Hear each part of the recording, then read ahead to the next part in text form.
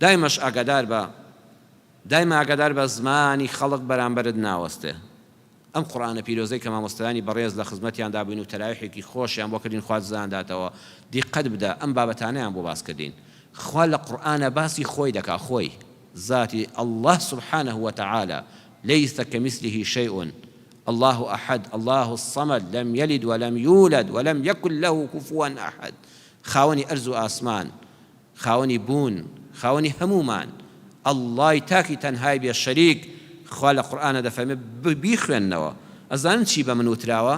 خوا دەفەرمێ بە منیان دەگوت کە دەڵم ببەخشن لە پێناوی خواندا دەیانگوت إن الله فقير ونحن أغنياء. ئەو خوا دیارە محتاج بووە، خوا بخۆی داوای پارە لە ئێمە دەکا. سبحان الله، ئەو بێئەدەبێ بەرامبەر بە خوا کراوە لە قورئانە تۆمار کراوە. دەیانگوت خوا فەقیرە و ئێمە دەوڵەمەندین، خوا داوای پارەش لە ئێمە دەکا، سوالمان لێ دەکا. إن الله فقير ونحن أغنياء. دەیانگوت يد الله مغلولة، خوا دەستی خۆی نوقاوە، ئەی بۆ پارەی نادا بە خەڵک بۆ خۆی. نعوذ بالله، ئەو بێئەدەبیانە هەموو تۆ ختمی قورئان دەکەی لە ڕەمەزان، ئەمە لە قورئانە تۆمار کراوە. دەیانگوت إن الله ثالث ثلاثة، خوا بە تەنیا ئەم گەردونەی پێ بەڕێوە ناچە، شەریک کەشی دەوێ، دوو هاوبەشی بۆ خۆی داناوە. ئەتر ئەم بێئەدەبیانە بەرامبەر بە خوای پەروەردگاری جیهانیان هیچیان پاشڕێ، حتا قسە لەسەر خوا دەکەن، ئەوانە قسە لەسەر پێغەمبەر دەکەن. ئەو پێغەمبەرە ئازیزە نمونەی هەموو جوانی، ناسراوترین کەسایەتی مێژووی مرۆڤایەتی، جارش کە دووبارە نابێتەوە محەممەدی مستەفا صلی الله عليه وسلم. کەچی ئەو قورئانە بخوێننەوە خوا تۆماری دەکا. دەفەرمێت دڵتەنگ مەبە خەڵک قسەی لەسەر کردی و پاک بووی. ئەی بە پێغەمبەریان نەدەوت ساحر مەجنون؟ ئەزانیت ناخۆشە پێ بڵێن شێتە ولا عقلی لەدەستداوە فشێت بووە، کورەوە ساحرە، هەی ساحری درۆزن، پێیان دەگوت هەی درۆزن، هەی فاڵچی، هەی کەزاب. خوا دەفەرمێت لە قورئانە بیخوێننەوە، زمانی ئەو پیسانە محەممەدی مستەفا لێ ڕزگار نەبوو. خوا دەفەرمێت سەیرکەن جنێویان بە مندا، تۆمەتیان خستە پاڵ من، تۆمەتیان خستە پاڵ پێغەمبەر صلی الله عليه وسلم.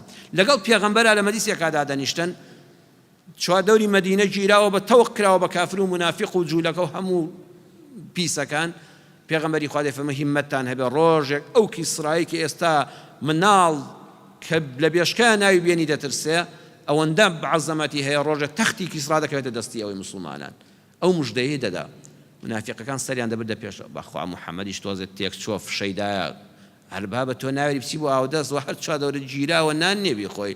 تەختی کیسڕا، پاشای کیسرا ڕۆژێ بە تەمامی لەسەر کورسەکەیەوە دانیشی. هەسەیری کە ئازاری دڵی پێغەمبەریان دەدا، گاڵتەیان پێ دەکرد.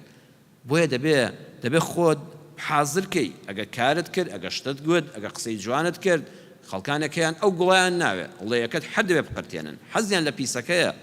ومن ظن أنه يسلم من كلام الناس فهو مجنون. هر کەسێک وابزانێ لە زمانی خەڵک ڕزگاری دەبێ، ئەوە شێت.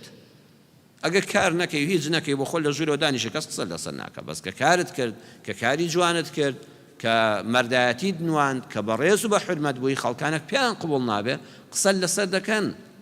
زۆر بە ئاسایی وەریگرە، 20 پێرە بەخوا هەموو چاکەکانیان بۆ تۆ دێن، هەموو خراپەکانی تۆش بۆوان دەڕۆن. لە قیامەتە تۆ هەر سەرفرازی، مهمە تۆ پاک بی.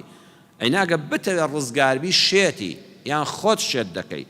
هەر کەسێ لە فەیسبووکا قسەیەکی کرد و تۆ بەدوویدا بڕۆی، وەڵا شێت دەبی. بەڵام ئەگە بشزانی کەس قسە لەسەر ناکە شێتی، چونکە خوا دەفەرمێ ئەوانە زمانیان لە من نەپاراست، لە پێغەمبەرەکەمیان نەپاراست، لە سەحابەیان نەپاراست، لە ئەولیا و پیاوچاکانیان نەپاراست. ئێتر تۆ بڵێ لەسەر من و تۆ قسە نەکەن، ئیهمالی کە گوێی مەدەیە.